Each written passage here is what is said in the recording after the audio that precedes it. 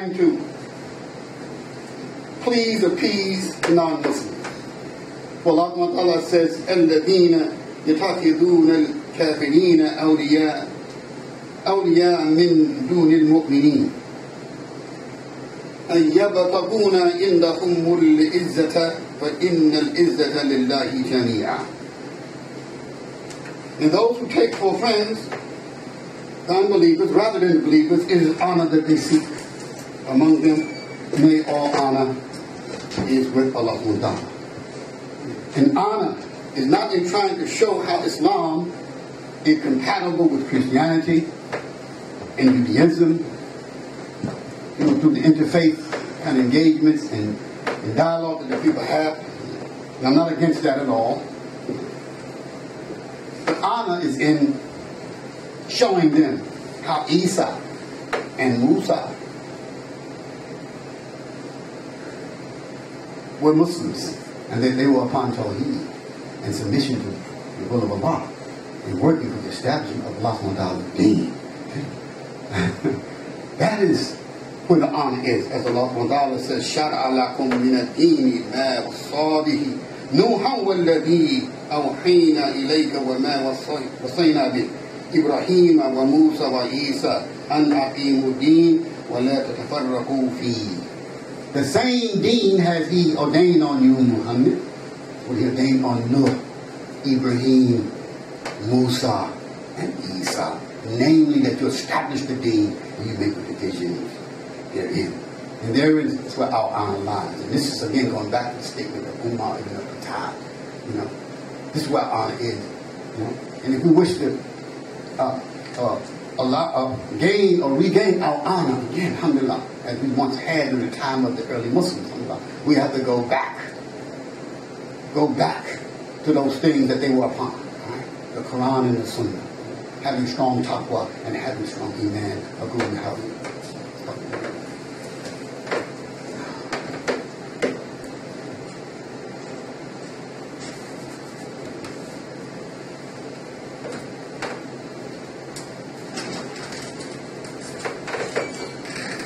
وَلِلَّهِ الْعِزَّةُ وَلِرَسُولِهِ وَالْمُؤْمِنِينَ.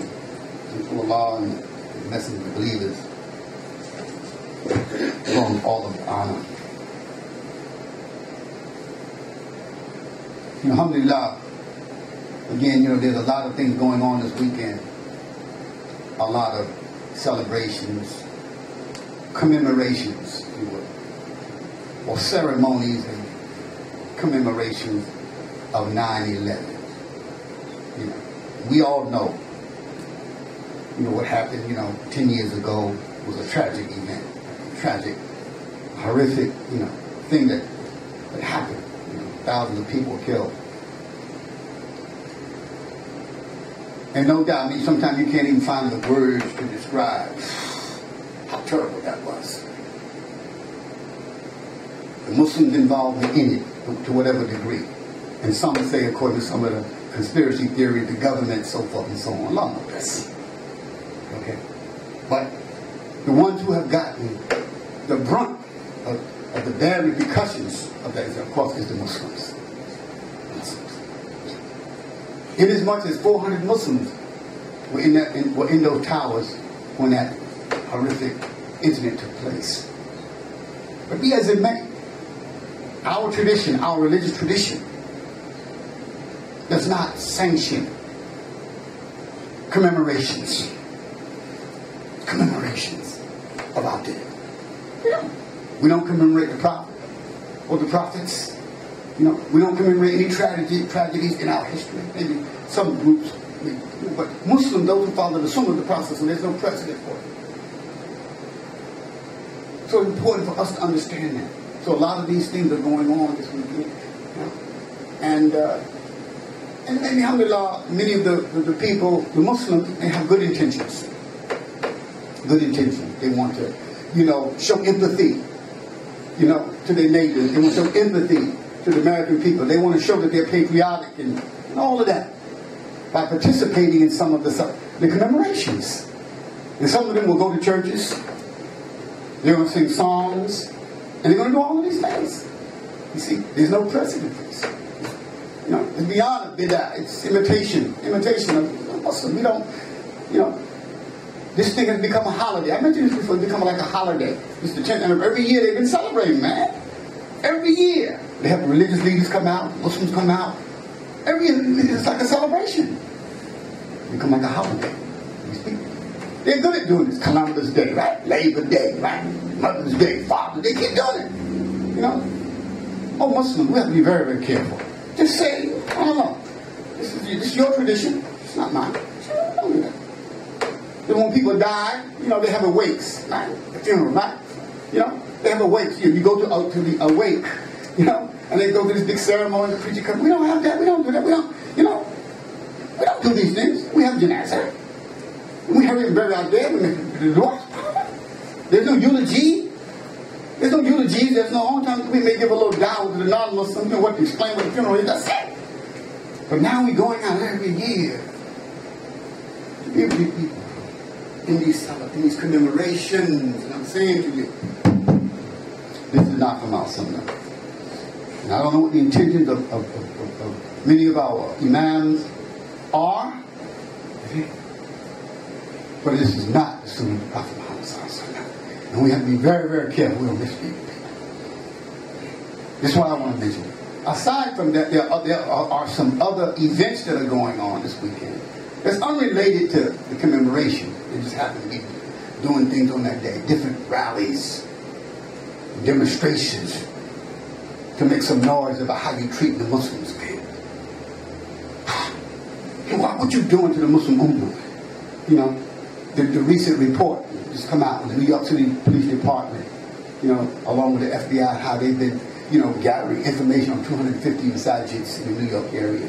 How they've been targeting certain leaders and certain mosques and certain so-called hot spots where Muslims gather at restaurants. You know, just spying on the Muslim without cause, man, without legitimacy, really, you see. So people are irate and upset about this. Not a Muslim. You know. But, you know, coming from the 60s, again, you know, COINTELPRO, when they used to spy on the black movement, who, you know, when they used to spy on those individuals and those organizations who are fighting and struggling for civil rights. You see?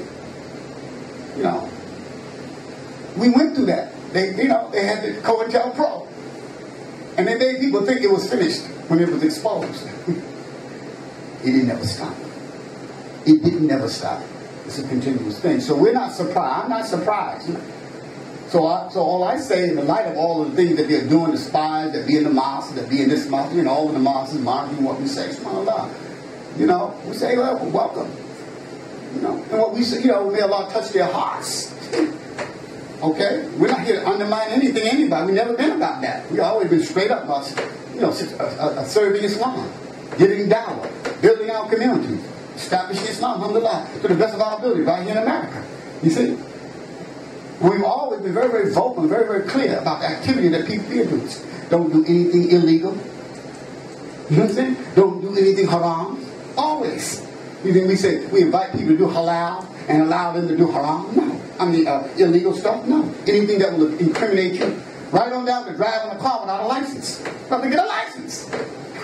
Don't be driving without a license. Don't be driving without insurance. It's a crime. You know? Don't do those things. It's against the law. So we uphold the law. We're citizens. We see ourselves as citizens. Absolutely. Alhamdulillah. But we don't agree with everything that goes on in society. And that's our right.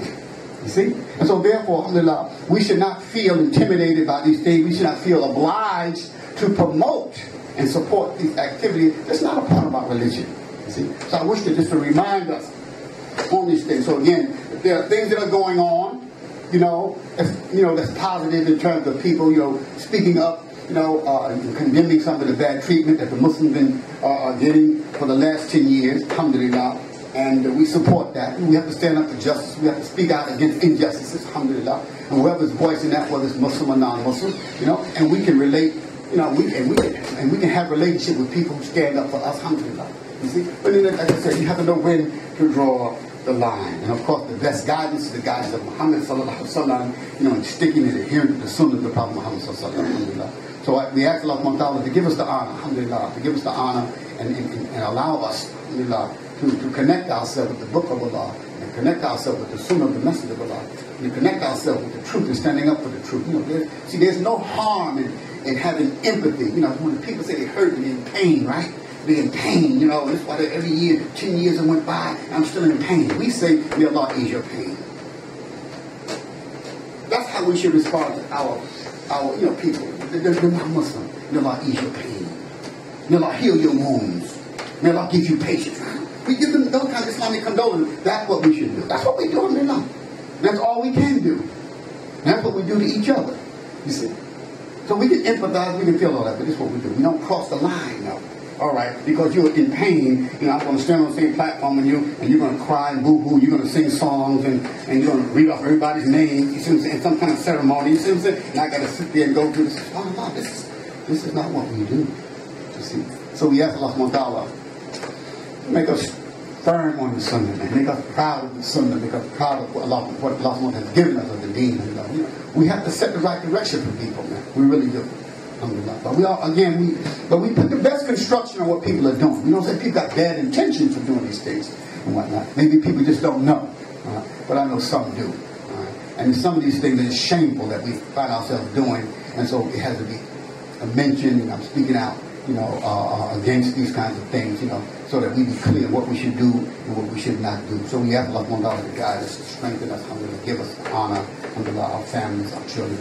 استغفر الله لي ولكم اللهم صل على محمد وعلى ال محمد كما صليت على ابراهيم وعلى ال ابراهيم انك حميد مجيد اللهم بارك على محمد وعلى ال محمد كما باركت على ابراهيم وعلى ال ابراهيم انك حميد مجيد سبحان ربك رب العزه عما يصفون وسلام على المرسلين والحمد لله رب العالمين.